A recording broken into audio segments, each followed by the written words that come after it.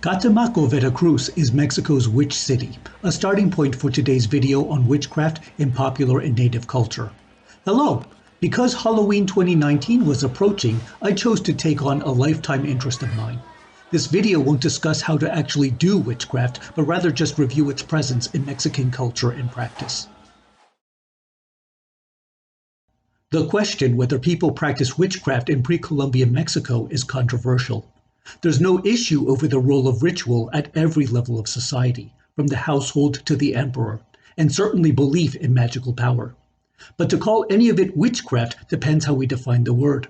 In Mexico, it easily overlaps with magic, sorcery, ritual, and related terms, which complicate attempts at exact translation, even more so when trying to work from an indigenous language.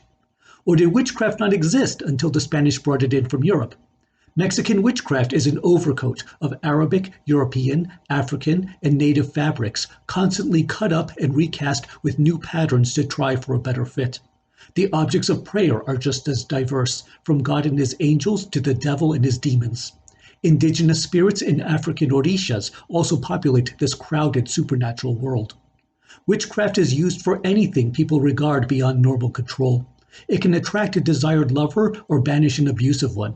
It can help you succeed on your own or by overpowering a rival. This photo is from the Mercado Corona in Guadalajara. As I was returning to the cathedral, I took the escalator to the ground floor.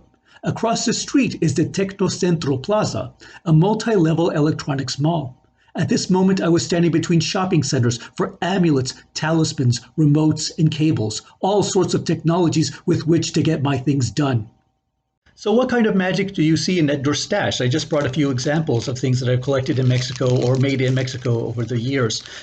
I bought this copal incense last year in Nayarit, and I use it for consecrations and for other devotional offerings. When I was opening my brick and mortar store in Massachusetts to sell my Mexican art, in Mexico, I was advised to get a virgin for the corner altar of my store, which would help to protect and secure the business.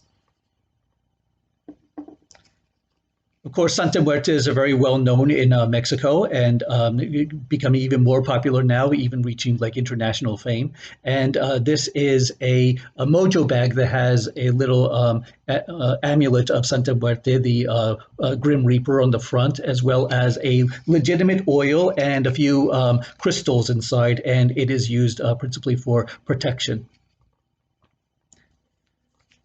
Legitimate powder for the students, which is, and it even has the Hecho en Mexico sticker in the back, and this is to activate the mind as I'm preparing to study for a field.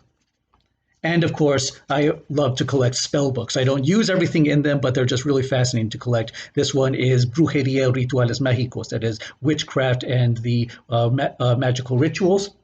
This one is the functioning recipes for white and black magic, and witchcraft, rituals, and magical recipes, and then a really funky cover or a back cover. So these are just some of the little souvenirs I like to collect, and I use some things more than others. And so it's something that I always find like try to make time for whenever I have the opportunity. Linguistic paleontology is the science of comparing related languages to determine the age of certain concepts and their ancestor forms.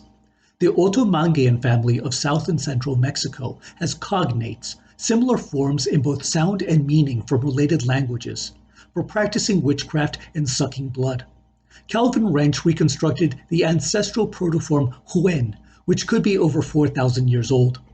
From the Mixe-Zoquean family, Søren Wichman reconstructed the ancestor word pok for sorcerer that may have been used in the southern Gulf of Mexico over 3,000 years ago. The Nahuatl language of the Aztecs has a rich vocabulary for people and other entities that use superhuman powers. I went to Veracruz to study this subject in modern Nahuatl villages, and the most prominent of these beings in the local folklore was the Yoltecuahquetl. Literally, the eater of human hearts, the Yoltecuahquetl is a vampiric being, an elderly villager who projects their consciousness from their hearts at night. This psychic body then turns into a large black bird, like a vulture or turkey, to enter houses and suck children's blood to death. This was a central topic in my dissertation, but a difficult one to gather because villagers were often terrified to talk about it. Other Aztec vampire witches trailed the night's dark skies. The Tlahuipuchi could sometimes fly at night like a bright flaming ball. The Mixe-Zoquean detached her legs and replaced them with a turkey's, then exchanged her arms with long mats in order to flap them into the air. All of these witches share animal transformation, an ability defined with a Nahuali, an important and complex being for its own video. The Mercado Sonora in Mexico City has the largest magic shopping center I've ever visited in any country.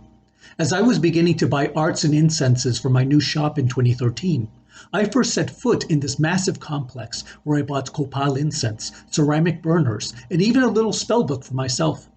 During this initial purchasing tour, my eyes opened to Mexico's fascination with worlds of power.